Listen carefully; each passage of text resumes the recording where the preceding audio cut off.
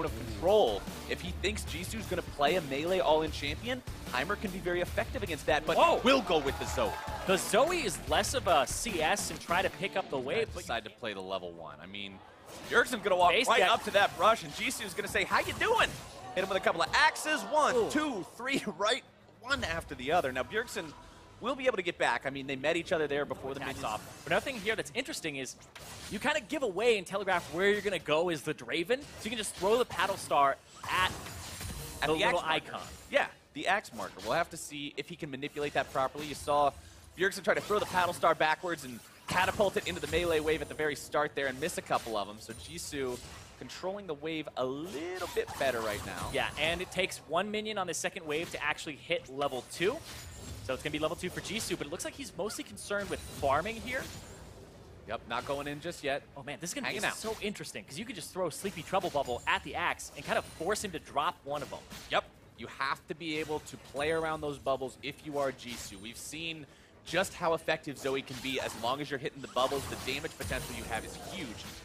Jisu still in a decent enough spot for now, but I also wonder how the itemization is going to go as we go on through this game, because we've seen some different itemization choices so far. Is he just going to go for some armor penetration? Is he going to get a Hex Drinker? There's a lot of choices we could go for. See, that's the thing is I think we've seen serrated Dirks when I feel like there should be more Hex Drinkers against mages. So if Jisu is on point, I feel like he would go for less of the style of all-inning like he has before and more for going for the defensive options. All right, he's 19 farm compared to 16 farm, so up just a little bit in that one. Health relatively high for both players. Here, Max. Oh, going to eat a lot of damage on that one, though. Drowsy now, falling asleep. Nullifying Orb procs to protect him a little bit, but Bjergsen definitely gets the better of his opponent on that trade. Jisu still farming it up. No fear here. Pops the potion. Bjergsen drinking one of his as well.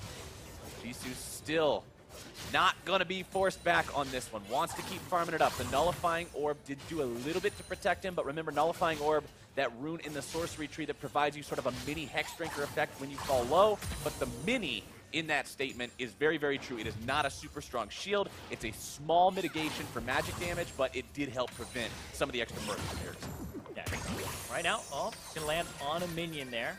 And we'll see what happens. You can see right there, Spell Thief is going to give Bjergsen something if he kills that minion. You have to last hit it to get the Spell Thief.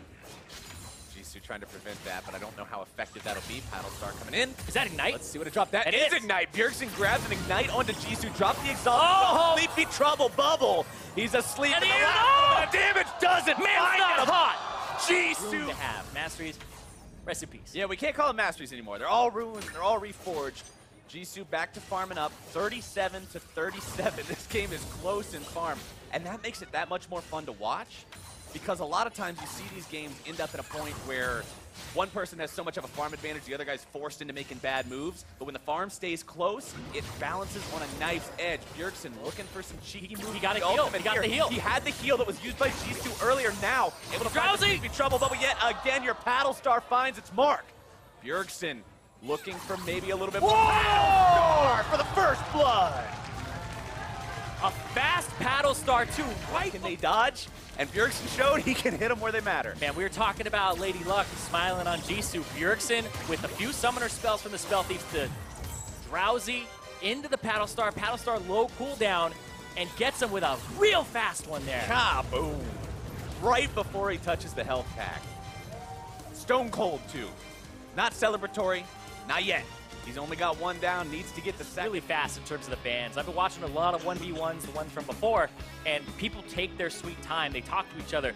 Very little talking here. This is all business. Turret damage, because he doesn't want to risk it. We'll see here how they start this off. All right, threaded volley into the wave, as could be expected. Also worth pointing out that it is airy once again on Bjergsen's Talia. Just wants to make sure that every time he lands the poke, it's that much more effective. So not really anything too surprising coming out of him just yet.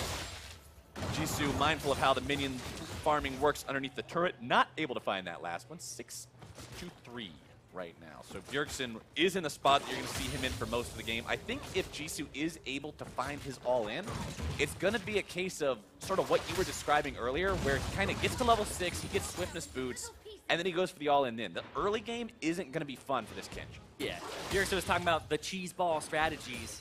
I mean, this is one that he's cooked up here. Jisu will see if he's able to actually execute on it, because I feel like it's one that the condition is pretty narrow. The enemy, if they're thinking about your win condition, they might be able to avoid it completely. Now, Bjergsen's going to back and use Talia passive, where he just runs against walls and structures and gets back very quickly without missing much in terms of CS. Because he knows the cannon waves underneath the enemy turret, it's going to take that much more time for it to clear out.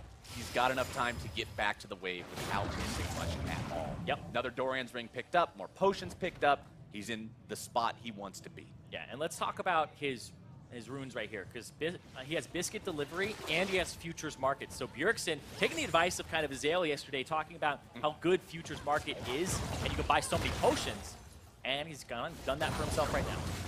Getting those extra potions early on. Remember, this is a 1 versus 1 that's played, from level 1. You only have the money at the start. This isn't ARAM rules where you're starting off really far ahead and you've got 1,300 gold to spend as soon as you load into the game. Yeah, no level 3 start. Right, so you have to play around the same types of things you would play around if you were laning early on in Summoner's Rift. And having an extra 200 gold to spend at the start through Futures Market can be huge. The amount of potions, some players might remember the good old times of 9 potion start, which, by the way, was not actually good. It was not fun to play against because the person had so much sustain in lane. Red pot, though, plus Red potions pot was plus fun. potions. That was pretty silly. That was also a good time. Bjergsen will continue to push the waves out, continue to control the pace of this game. And so I went back and I looked. Bjergsen actually missed 0 creeps when he went back and ran all the way. None of his minions had died. Look at that, Jisu. First item, Swifty Boots. I want that special delivery to come through. He wants it too, but he can't get anywhere near Bjergsen right now. He just keeps this wave pushed up. He throws down all these rocks all over the place, every single wave. What's a Kench got to do? And here's the thing, though, is he has to kind of only do this one time. He gets one moment, one opportunity to make this happen, because as soon as Bjergsen sees it once, you're not going to have the summoner spells or the time because of the CS to actually execute it again. So Jisu would have to do it one time, and I think he's waiting for phase rush levels to get to like 6 or 7, so he has all that movement speed. You get to 6, you ult behind them, and you go. That's the only shot you pretty much got. If you're the Tahm Kench in this one, I want to see it work. I really do, but at the same time, you also got to remember, Bjergsen has exhaust, he has barrier. It's not as simple as gobble him up, spit him out, and he dies.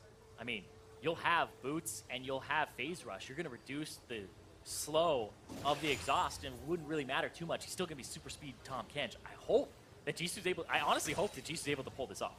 Well, Bjergsen's already up to 46 CS. He keeps going back pretty consistently to get more and more. Biscuits in his inventory, like you mentioned earlier, means he's going to have even more mana as he continues to lane through this.